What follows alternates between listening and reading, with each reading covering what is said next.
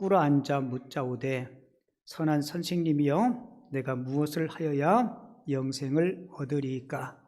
예수께서 이르시되 내가 어찌하여 나를 선하다 일컫느냐 하나님 한 분 외에는 선한 이가 없느니라.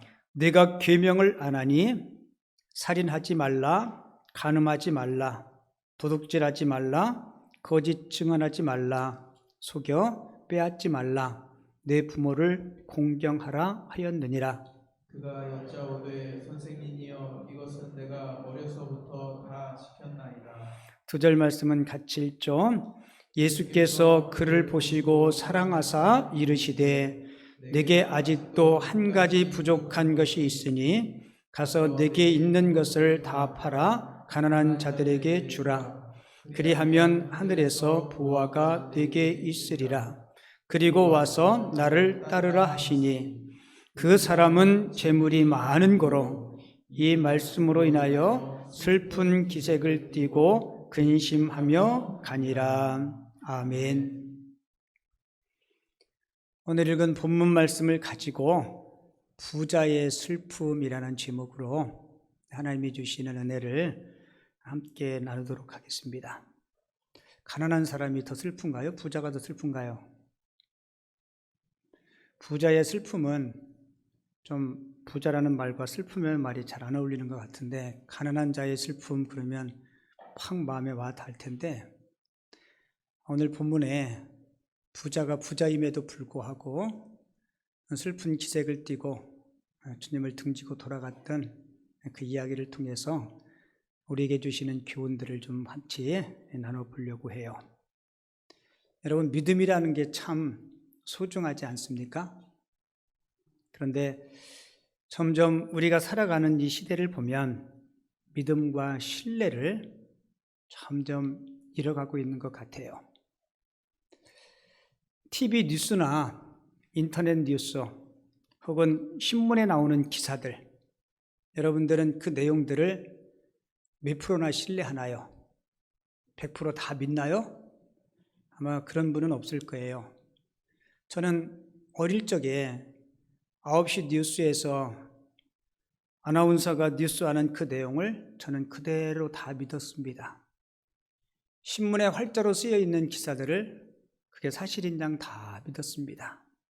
근데 세월이 지나고 어른이 되면서 뒤돌아보니까 사실이 아닌데 사실인 것처럼 거짓 뉴스를 하고 그런 것들을 많이 봐요. 근데 점점 세상이 그렇게 흘러가는 것 같아요. 믿음보다는 불신과 그리고 어떤 신뢰보다는 의욕들이. 아마 여러분들도 이런 문자 받아봤을 거예요. 제 휴대폰에 며칠 전에 코로나19 긴급 재난지원금 신청하세요. 여러분들도 받아보셨어요? 직권만 온 게 아니더라고요. 저는 받아보고 쭉 내용을 읽어봤는데 KB국민은행에서 보냈다라고 거기 써 있더라고요. 믿을 만한 은행이잖아요, 그죠? 그래서 조건을 보니까 최대 1억 원까지 빌려준대요. 그리고 조건은 누구나 빌려주고 금리도 되게 착하고 좋아요. 그리고 1년 동안은 무이자고 1년 거치 4년 동안 상환하면 되고 중도 상환 수수료도 없대요. 조건이 참 좋죠. 제 마음에 이거 빌리면 이 교육관 완공하는데 부족함 없이 잘 쓸 수 있겠다, 이런 생각이 버튼 들어서 나도 모르게 버튼을 눌렀어요. 그랬더니 이런 거 저런 거 물어보더라고요. 또 제가 또 목사라서 솔직하게 또 대답을 잘하잖아요, 그죠? 그래서 통화를 하고 있는데 방에서 통화 내용을 듣던 아내가 저한테 여보 지금 누구랑 통화하는 거예요? 그래서 제가 은행에서 돈 빌려준다 그랬더니 그거 보이스피싱이라고 그래가지고 우리 아내한테 제가 호되게 야단 맞았습니다. 당신은 이렇게 순진한지 모르겠다고. 아주 큰 사기당할 뻔했어요. 여러분들도 조심하시고, 제가 아는 목사님이 딸이 6살인가 7살인데 휴대폰이 없거든요, 어리니까. 근데 목사님한테 문자가 왔어요. 아빠, 내 전화가 고장나서. 그러니까 요즘 하도 그런 사기꾼들, 거짓말하는 사람들, 뭔가를 속여서 빼앗으려고 하는 사람들이 우리 주변에 너무너무 많아요. 근데 반면 정말 믿어야 될 것을 믿지 못해서 인생의 낭패를 경험하고 어려움을 경험하는 경우도 있어요. 2차 세계대전이 끝나고 그 필리핀 정글에 숨어있는 일본 군인들에게 헬리콥터가 저공 비행을 하면서 큰 스피커를 가지고 전쟁이 종식되었으니까 숨어있는 일본군들은 다 항복하면 조국으로 돌아갈 수 있을 거라고, 그래서 확성기로 안내방송도 하고 이렇게 전단을 만들어서 막 정글에 뿌린 거예요. 그런데 일본 장교 가운데 오노다 히로라는 사람이 이거는 연합군의 전술이다, 우리를 잡으려고 지금 거짓말을 하는 거다. 그래서 더 깊은 산속으로 들어가 숨습니다. 저 사진이 발견됐을 때 사진인데요, 52살 때 발견돼요. 22살 때 2차 세계대전에 참전했는데, 그러니까 30년 동안 정글 속에서 숨어 사는 거예요. 그러니까 믿어야 될 것들을 믿지 못한 불신 때문에 30년 인생을 잃어버린 비극이었습니다. 오늘 본문도 보면 이와 비슷한 이야기가 기록되어 있어요. 믿어야 할 것을 믿지 못해서 슬픔에 빠진 한 사람이 오늘 본문에 등장하는데요, 오늘 본문 22절을 보면 오늘 본문의 주인공을 부자로 그렇게 소개해요. 돈이 많은 사람. 그리고 마태복음 19장을 보면 한 청년이라고 소개하고 있고요. 그리고 누가복음 18장에 보면 그 당시에 사회의 엘리트 계층이었던 관리라고 그렇게 소개하고 있습니다. 그러니까 이 세 복음서, 이 공관복음서를 종합해 보면 오늘 본문에 등장하는 이 주인공은 젊음도 있었고 권세도 있었고 돈도 많은 부자였다는 겁니다. 요즘 말로 이야기하면 부족한 것이 하나도 없을 것 같은 사람이었어요. 그런데 이 부자가 심각한 고민 하나가 있어요. 그 고민이 뭐냐면, 내가 죽으면 영생을 할 수 있을까? 그 고민 때문에 이 마음에 영적인 공허함이 굉장히 컸던 겁니다. 세상적으로는 성공했을지 모르지만 그 영혼의 목마름을 어떻게 감당할 수가 없었던 거예요. 여러분, 사람은 영적인 존재이기 때문에 사회에서 아무리 성공했다 할지라도요, 마음의 공허함을 하나님께서 채워주지 않으면 채워지지가 않아요. 특별히 세상적으로 성공하면 성공할수록 하나님이 없는 영적인 공허함은 더 클 수밖에 없다는 것입니다. 이 영적인 목마름 때문에 출세와 성공은 했을지 모르지만 영적인 공허함 때문에 그가 주님을 찾아와요. 여러분, 성경에 보면 성공의 자리에 있었지만 영혼에 대한 목마름을 호소했던 사람들이 등장합니다. 여러분들이 잘 아는 요한복음 3장에 니고데모가 그랬어요. 오늘 본문에 등장하는 것과 같이 니고데모도 관리였습니다. 사내들인 의의 공회 의원, 지금으로 치면 장관이나 국회의원쯤 되는 사람이었어요. 근데 이 사람도 세상적으로는 성공했지만 그 영혼에 대한 갈급함 때문에 한밤중에 몰래 예수님을 찾아오게 되죠.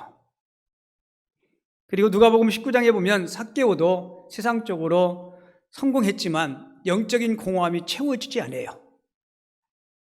참 신기하죠. 돈만 많으면, 지위만 높아지면 불행 끝 행복 시작일 것 같은데 마음이 너무 허전하고 공허한 거예요. 그래서 삭개오가 여리고라는 도시의 세무서 서장까지 된 사람이 예수님을 만나기 위해서 돌 무화과나무에 올라가게 됩니다. 그러니까 우리 인생은 하나님 없이는 절대로 참된 평안과 참 만족을 누릴 수가 없어요. 왜요? 우리는 그렇게 지어졌기 때문에 그렇습니다. 시사 주간지인 타임지에 770명의 기독교인들을 대상으로 하나님은 사람들이 부자가 되기를 원하신다고 생각하십니까? 라는 설문조사를 했대요. 여러분에게도 한번 여쭙게요. 하나님은 사람들이 부자가 되기를 원하실까요?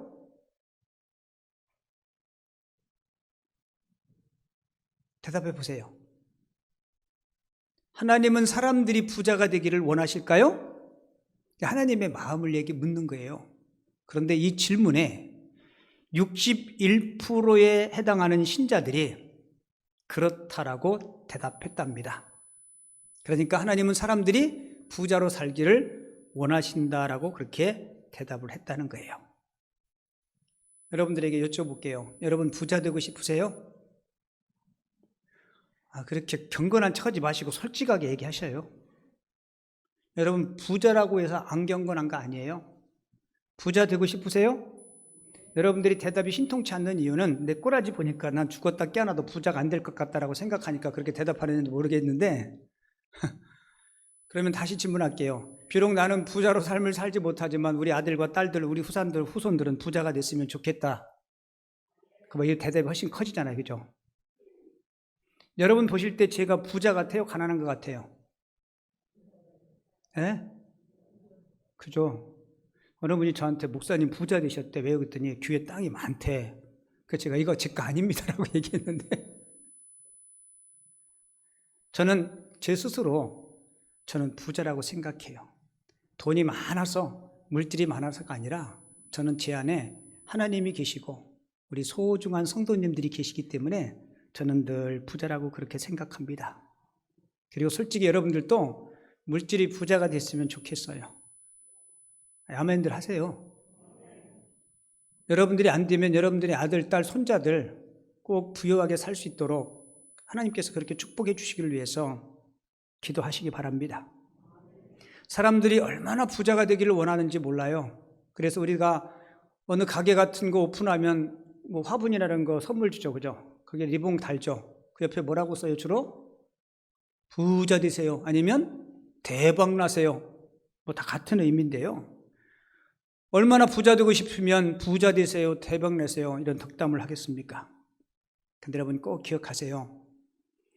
부자가 되더라도 부자가 되는 것도 중요하지만 어떤 부자가 되느냐가 더 중요합니다.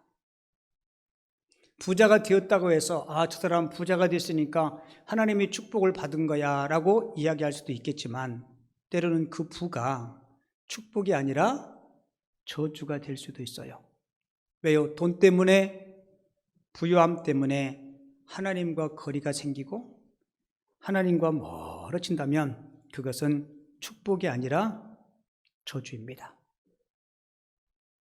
이 땅에서 70년, 80년 부경화를 누린다 해도 영원한 지옥에서 영원한 형벌을 받으며 산다면 누가 그 인생을 성공한 인생이라고 이야기할 수 있겠어요?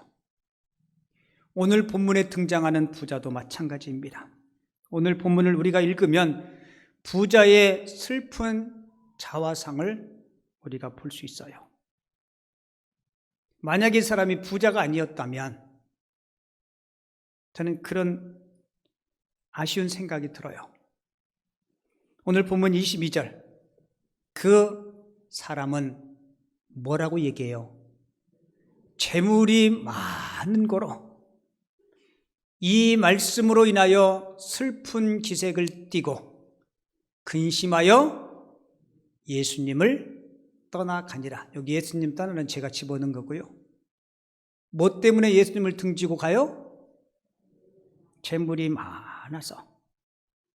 자, 성경은 재물이 많기 때문에 예수님을 떠났다라고 이야기하는데 사실 본문을 자세히 살펴보면 이 사람이 예수님을 떠난 진짜 이유는 재산에게만 있었던 게 아닙니다.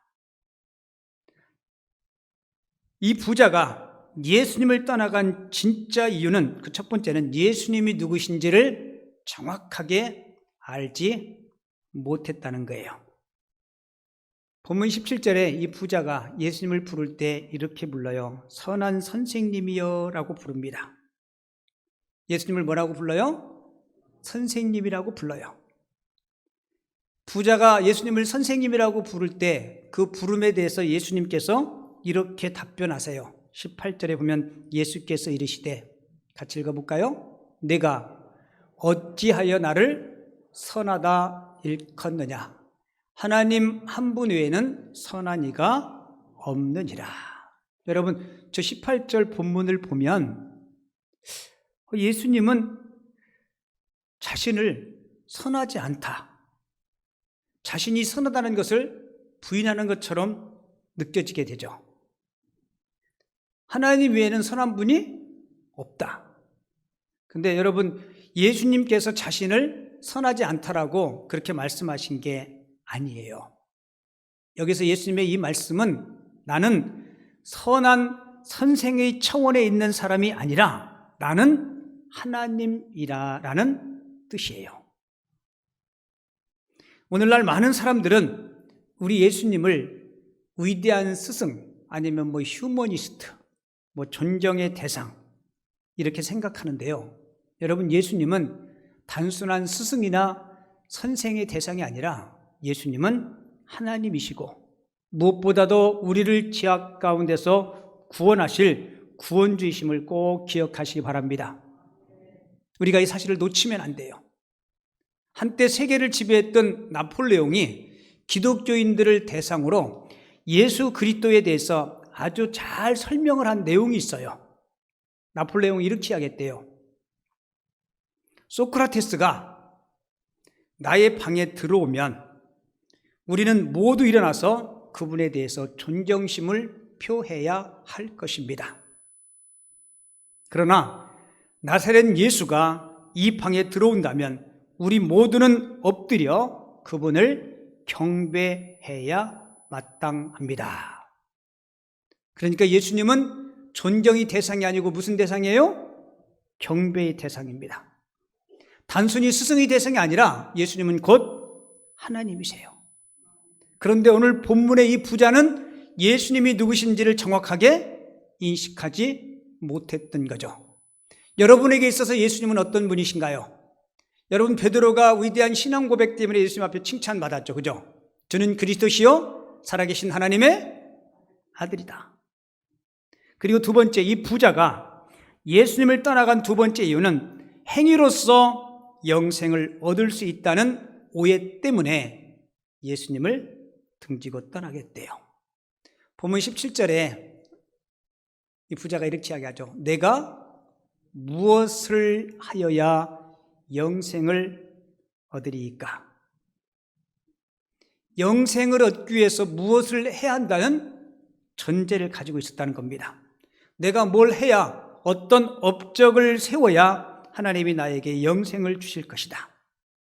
보통 세상 사람들은요, 내가 뭐를 해야, 어떤 업적을 해야 내가 구원을 얻고 영생을 얻는다라고 생각하는 거예요. 그래서 이방 종교와 우리 기독교의 가장 두드러진 차이점이 여기에 있습니다. 이방 종교는 뭔가를 열심히 해야, 내가 뭔가를 열심히 고행을 하든 참선을 하든 선행을 베풀든 뭔가 열심히 해야 영생을 얻는다라고 생각하는 거예요. 여러분, 사람이 뭔가를 아무리 열심히 해도 영생을 얻을 수가 없어요. 만약에 우리들에게 단 일이라도 영생을 얻을 수 있는 방법이 있다면 우리 예수님은 이 땅에 오시지 않았을 겁니다. 그래서 세상 종교를 일컬어서 상향 종교라 그래요. 내가 뭔가를 열심히 노력하고 애써서 자기들이 추구하는 신까지 도달하려고 애쓰죠. 그런데 우리 기독교는 인간이 아무리 애를 써도 어떤 행위로도 구원받을 수 없기 때문에 하나님께서 친히 이 땅에 오신 하강 종교예요. 하나님이 사람의 몸을 입고 이 땅에 오신 겁니다. 여러분, 예수님은 이 청년으로 하여금 구원의 근거가 행위에 있는 것이 아니라는 사실을 쭉 말씀해요. 그리고 오늘 본문에 등장하는 이 주인공은 굉장히 도덕적이고 율법을 철저히 지켰던 사람임을 우리가 알 수 있는데요. 19절과 20절에 보면 예수님께서 10계명을 쭉 이야기해요.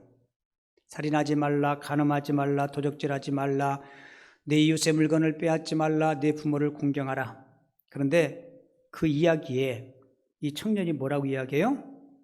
이렇게 이야기해요. 내가 어려서부터 이 모든 것을 다 지켰다라고.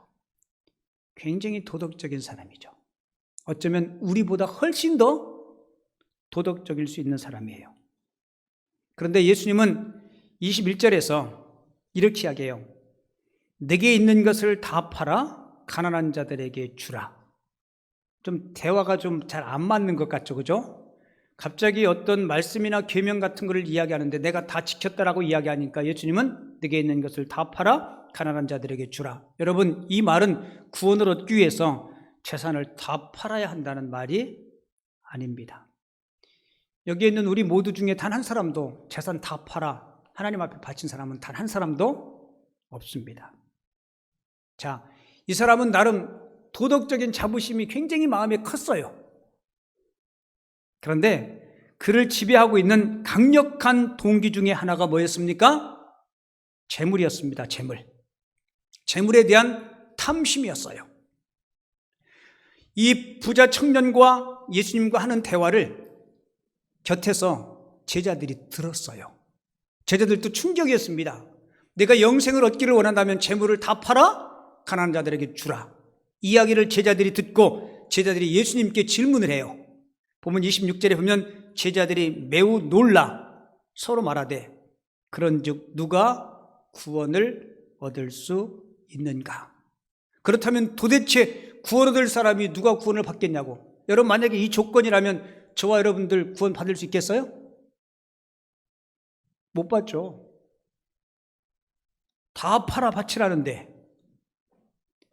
자, 예수님께서 제자들이 이 질문에 이렇게 대답하세요. 27절 잘 봐요. 사람으로는 할 수 없으되, 앞에 자막 보세요. 사람으로는 할 수 없으되 하나님으로서는 다 하실 수 있느니라. 이 말은 결국 구원은 하나님만이 하실 수 있는 일이라는 것입니다. 사람으로는 할 수 없으되 하나님으로서는 다 하실 수 있느니라. 그러니까 하나님은 인간을 구원하실 때 인간의 행위에 근거하지 않고 하나님께서 그 구원을 값없이 우리들에게 선물로 주신다는 겁니다. 우리는 그것을 믿음으로 받기만 하면 돼요. 바울이 에베소 교회 성도들에게 편지하면서 에베소서 2장 8절에서 이렇게 이야기하죠. 너희는 그 은혜에 의하여 믿음으로 말미암아 구원을 얻었으니 이것은 너희에게서 난 것이 아니요 하나님이 뭐라고 얘기해요? 선물이다라고 이야기하고 있죠. 예수 그리스도를 통하여 우리에게 주시는 그 선물. 여러분, 이 부자는 자신 안에 있는 그 부조리를 알면서도 여전히 행위에 의존하고 있어요. 무엇인가는 구원을 얻기 위해서 열심히는 했지만 내 재산은 내놓을 수 없다. 예수님은 그 사람의 재산을 뺏기 위해서 그 말씀하나요? 아니요. 세 번째 이유를 보면 분명히 알 수 있는데 이 부자가 예수님을 떠난 진짜 이유는 인생의 우선순위가 뒤바뀌었다는 겁니다. 영생과 재물, 어느 게 중요하고 어느 게 우선순위예요?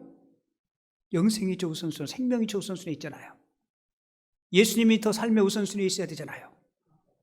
근데 내가 도덕적으로 윤리적으로 행하지만 여러분 잘 들으세요. 신앙생활 하면서 주님, 내가 주일날 예배는 빠지지 않겠습니다. 그리고 최소한 한두 개는 제가 봉사하겠습니다. 하지만 물질의 섬김은 제가 잘 못하겠습니다. 이거와 똑같은 거예요. 우리는 이 부자 보면서 이 멍청한 놈이라고 이야기할지 모르지만 여러분, 반면 교사 교훈으로 우리 자신을 한번 성찰해 보세요. 지금 예수님이 2000년 전에 이 부자에게 하는 이야기가 아니고 이 시대를 살고 있는 우리들에게 하시는 말씀이에요.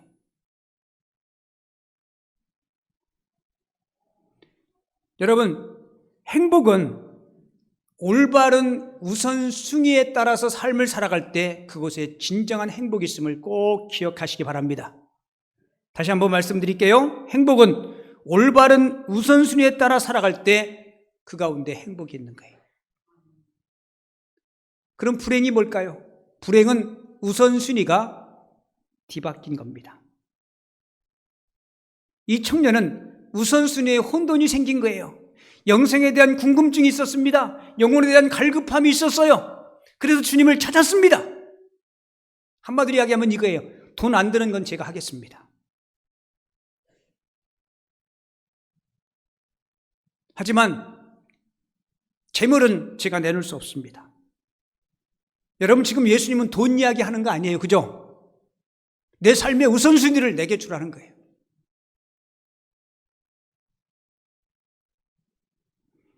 그런데 우선순위에 있어서 영생과 예수님은 물질 다음으로 물러난 겁니다. 이 사람에게 있어서 영생도 중요하고 예수님도 중요하지만 그보다 더 중요한 게 뭐였어요? 돈이었어요. 물질이었습니다. 여러분, 그 물질이 우상이 돼버린 거예요. 우상이 뭡니까? 하나님과 나 사이에 거리를 만드는 것, 내가 하나님 앞에 가까이 나가기에 걸림돌이 되는 것, 여러분, 그게 우상이에요. 우리가 부르는 찬송가, 주 예수보다 더 귀한 것은 없네, 그 찬양 잘 아시죠? 그죠? 근데 어떤 때는 제가 그 찬송을 부를 때 주님 앞에 죄송스러운 거야. 주 예수보다 더 귀한 것은 없네. 없긴 뭘 없어. 여러분, 이 부자가 지금 그런 거예요. 여러분, 만약에 성공을 해도 내가 천국에 들어가지 못하고 지옥에 간다면 여러분, 그 인생을 성공한 인생으로 이야기할 수 있겠습니까? 성경은 예수님을 길이고 진리고 생명이라 했는데 우선순위가 완전히 뒤바뀌어 버린 거예요. 여러분, 구원과 영생은 하나님께서 우리에게 주시는 최고의 선물입니다. 그 영생을 여러분들 꼭 누리시기 바랍니다.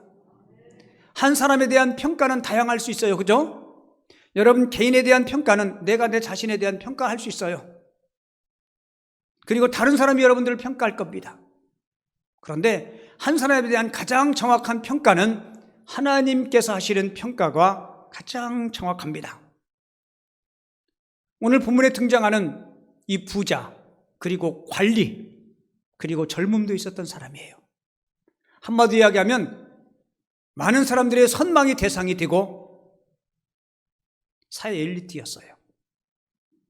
그런 그에게 우리 하나님께서 이렇게 평가해요. 하나님이 이르시되 어리석은 자여라고 말씀합니다. 오늘 본문 20절에 그렇게 기록됐죠. 어리석은 자여라고 표현하고 있어요. 왜 세상적으로는 출세했는데 왜 어리석은 사람이 되었을까요? 그는 예수님이 누구신지를 정확히 몰랐습니다. 그리고 영생을 어떻게 얻는지 그는 몰랐어요. 그리고 삶의 우선순위가 혼돈되었습니다. 영생을 위한 대비를 하나도 하지 못했어요.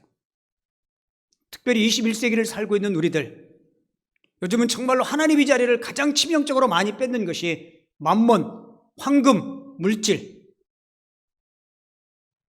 여러분, 오늘 말씀을 들으면서 여러분들의 신앙의 삶을 한번 점검해 보세요. 나는 과연 하나님을 하나님이 인정하고 있는가? 여러분들의 시간의 영역, 여러분들의 물질의 영역, 여러분들의 은사의 영역들.